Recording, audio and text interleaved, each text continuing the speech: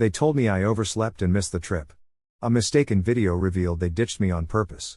So I canceled the $29,800 villa booked on my card. And took back something they forgot existed. Man, so I totally slept through my alarm this morning. My brother was all like, "Dude, you overslept." He seemed kinda ticked when I called him back. I was half asleep and totally confused, with the sun streaming through the not quite closed blinds. He's like, "We blew up your phone, man. If you didn't sleep like a rock, you'd be here." I picked up my phone and guess what? 0 missed calls, texts, or voicemails, just awkward silence, like the kind that just hangs there. Feeling a bit betrayed, I opened up WhatsApp to peek at our family group chat, Family Forever. It was muted, as usual. Not 'cause I didn't care, but 99% of the stuff there were inside jokes I didn't get. And then, bam, this video from my cousin Ava pops up. Probably meant for her private story, but oops, I could watch it too. Everyone was there, my brother, sister, cousins, even my parents. Dad was chilling at the back in his beach shirt, glass in hand, looking like he was pretending to enjoy himself. They were sipping on champagne in some crazy fancy villa by the sea, with these epic white walls and turquoise water in the backdrop. The video caption? "We finally ditched him. #FamOlive #freedom." I just sat there, rewatching it, and heard laughter, someone saying, "Can't believe we pulled it off." Another voice chimed in, "He'll be fine. He always bounces back." So, I just dropped a thanks for the confirmation comment under the post and closed my phone, with a smile that wasn't bitter or sad. It felt like closure. They thought they were slick, making me oversleep and miss the flight, cutting me off without a word, expecting I'd just go with it and maybe even send the money as usual. But here's the kicker, the villa they were partying in? Booked under my name, with my card, a cool $29,800 for 10 days, including a private chef and butler, with an infinity pool to boot. Paid in full, and non-refundable unless cancelled 24 hours before arrival. So yeah, I cancelled it right at 11:42 p.m., just as they were raising another toast. I watched quietly as their little paradise started to unravel. 2 days later, my sister's voicemail pops up, her voice a bit shaky. "Dad, I don't know what to do. Please call me." I didn't bother replying. I was already on the move, and this time, I wasn't coming alone. I was bringing someone they seemed to have forgotten, me, when I'm done playing the nice guy. It all started small, you know how it is. The family group chat I'd been part of since 2017 got renamed and just poof, vanished from my phone. At first, I figured maybe it was an accident, so I texted my brother, "Hey, what happened to the group?" He hit me with a one-word response, "Oh, new thread." I asked if I could be added, but got nothing back. 2 days later, my sister's Instagram story had the new group name in the background. Everyone was in it, except yours truly. I messaged her, "You guys planning something?" Her reply came a day later, "Just a small thing. Didn't think you'd want to come. You're always busy anyway." That "you're always busy anyway" line echoed in my head. I hadn't missed a birthday in forever. I organized the last reunion, paid for half of it, even booked their flights. But hey, all that seemed to mean squat now. Patterns started sticking out. I wasn't just left out, I was being completely erased. Like when my brother posted this thing on Facebook about Mom's birthday dinner, "So grateful for how Dad took care of everything this year. What a rock." I stared at it for a long time because honestly, I was the one who covered Mom's surgery last spring and even sorted out the home nurse. Or how my sister had a graduation post saying, "Couldn't have done it without Mom and Dad's support." Funny, since I quietly footed her tuition without making a fuss. It didn't end there. Once, I called Dad on a Sunday, right after wiring him $4,500 for dental work. He picked up, annoyed, and said, "You always call at the worst time." I asked if he got the transfer, and he just grunted, "You know I'm not a charity case. I could have handled it myself." Then why ask? But he hung up before I could reply.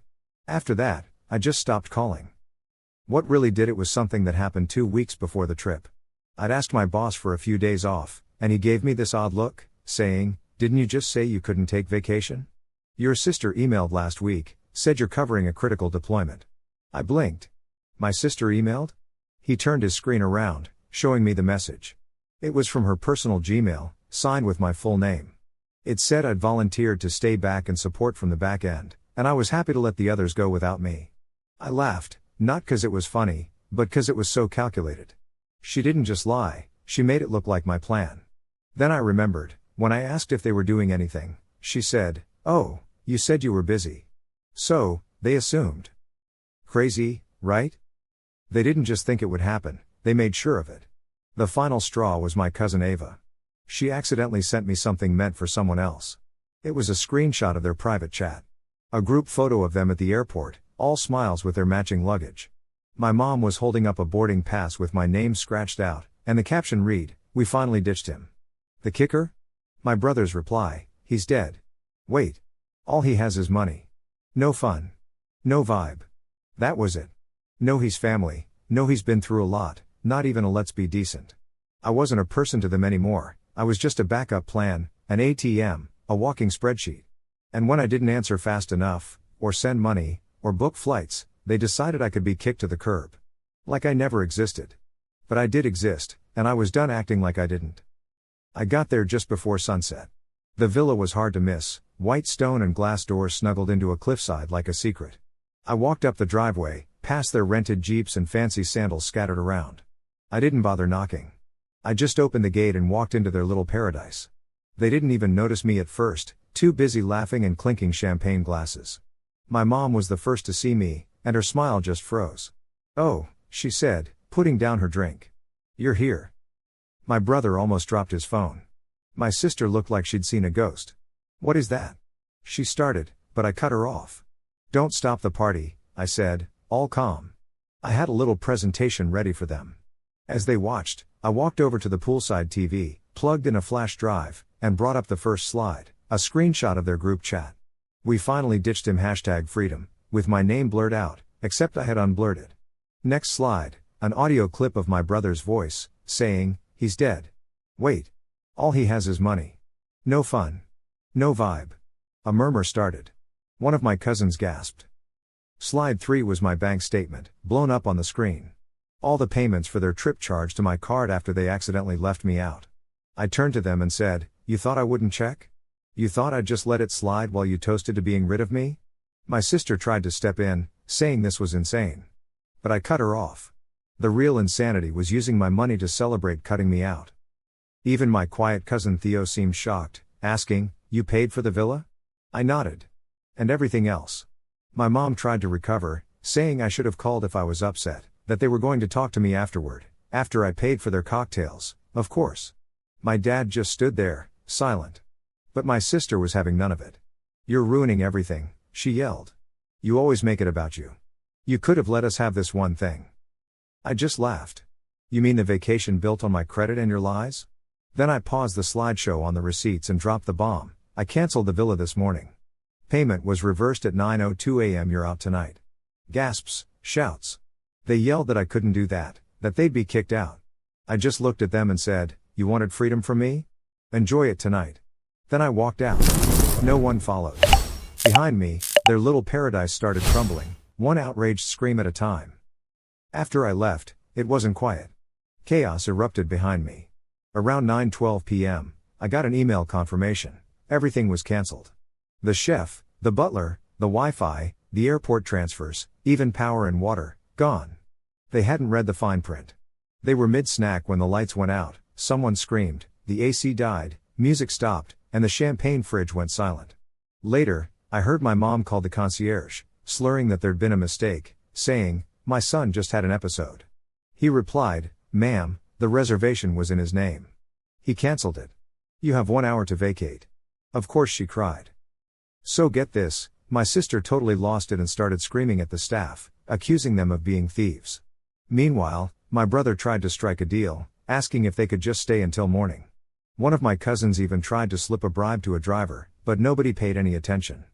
By 11:30 that night, they were outside, barefoot and totally defeated, dragging their fancy suitcases over the gravel. Ava, the cousin who sent out that we finally ditched him update, tweeted earlier that morning saying, "Power went out. Villa kicked us out. Our family's coming apart. Karma's real." She didn't tag me, but she didn't have to. 2 days later, they flew back home, not in first class, not even business class. Just one row from the bathroom, with no upgrades. My sister lost her luggage connection in Paris, my mom got sick on the second flight, and my dad was sipping vodka straight from a duty-free bottle, quietly. Their bank cards were getting declined one after the other. I had already locked up all the shared accounts, froze all backup payment options, and reversed whatever I could legally touch.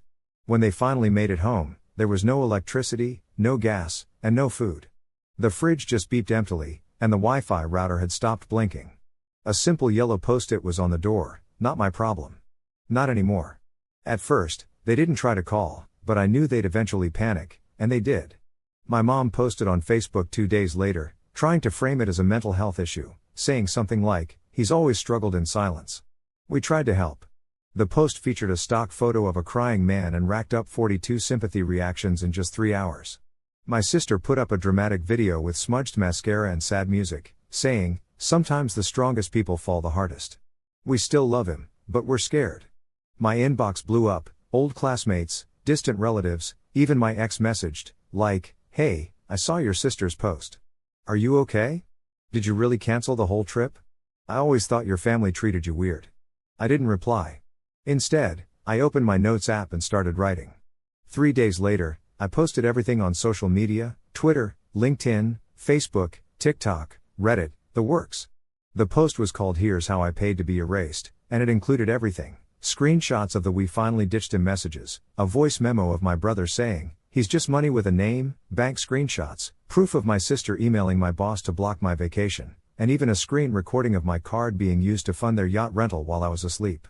And then one more thing, a single photo, the last one I ever took at the villa.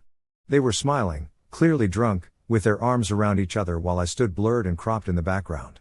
My caption: "This was the last photo I took before I hit cancel." They never saw me then. They see me now. It went viral in no time, over 12,000 shares, 3.8 million views on TikTok. News outlets reached out, podcasts wanted to feature me, and strangers commented, "You're not alone. My sister did this to me. Thanks for showing what family sometimes really means."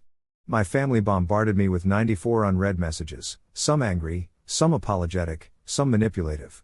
"Let's just talk. You're taking it too far. Dad might have a heart attack from the stress.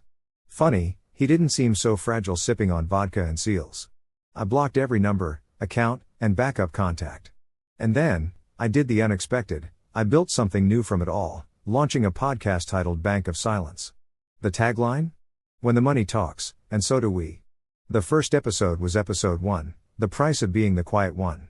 By the second week, I had 60K followers, and by the third week, sponsors were knocking.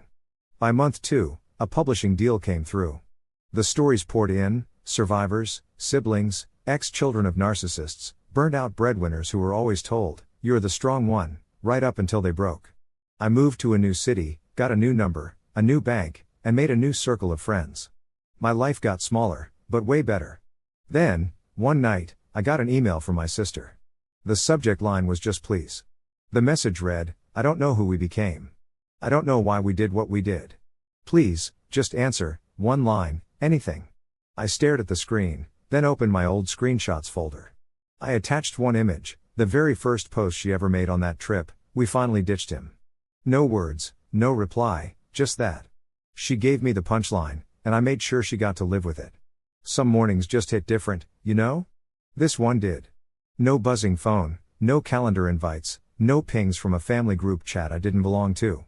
Just sunlight, the bitter smell of black coffee, and my own breathing, undisturbed. I stood in the kitchen of my new apartment, a place I bought with cash. Clean white walls, no baggage attached. The view? A city skyline that didn't know my name. And for once, I liked it that way. I used to think I was the glue, that if I left, everything would fall apart. Turns out, I wasn't the glue. I was tape, temporary, disposable, ripped off when I was no longer needed. They never valued me, they used me, not because I was weak, but because I was quiet, efficient, convenient. So, picture this: I was basically the human equivalent of an automatic payment plan, just going along with everything. The worst part? I let it happen. I said yes when I really meant no, I paid for stuff even when I couldn't afford it, and I put on a smile when I was actually falling apart inside. And every single time, I kept quiet. I showed them exactly how to treat me, like it was some kind of class they were acing. But that's old news now. They don't know where I live now, and my phone number's a mystery to them. If they try to contact me, all they'll hit is a wall of unreturned messages and the echo of my silence. Just last week, a cousin messaged me. Apparently, Aunt Linda had a fall and wants to hear my voice. Cute.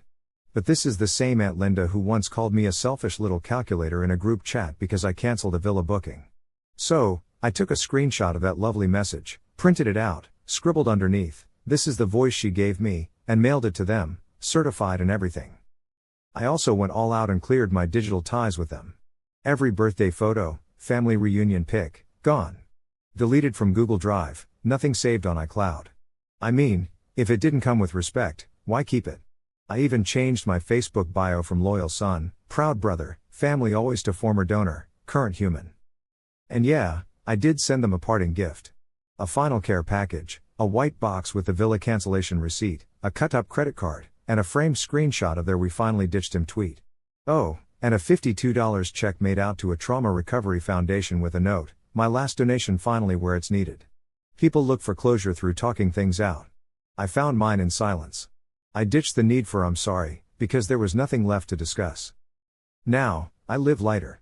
No guilt hanging over me, anxiety quieted down, and zero need to fix what I didn't break. Turns out, I was never the issue, just the one footing the bill. They say family is forever, but mine ended when love turned into a deal and I became the payment. This morning, as I sipped my coffee, I checked my podcast stats, episode 10, "The Price of Being Left Out." It's hit 1.3 million downloads. My inbox is flooded with messages from strangers, survivors, silent rebels like me. One said, "You didn't just tell your story. You gave me the strength to end mine too." That's all I need. No anger, no bitterness, just peace at last. Before heading out today, I posted on Instagram a photo of an empty chair at a dinner table with the caption, "They finally ditched me, but I got the best seat. Alone and at peace." Then I switched off my notifications and walked out, ready for my first day completely and happily unavailable. If you haven't yet, please subscribe. And hit the notification bell to stay updated with more crazy real life stories happening around you.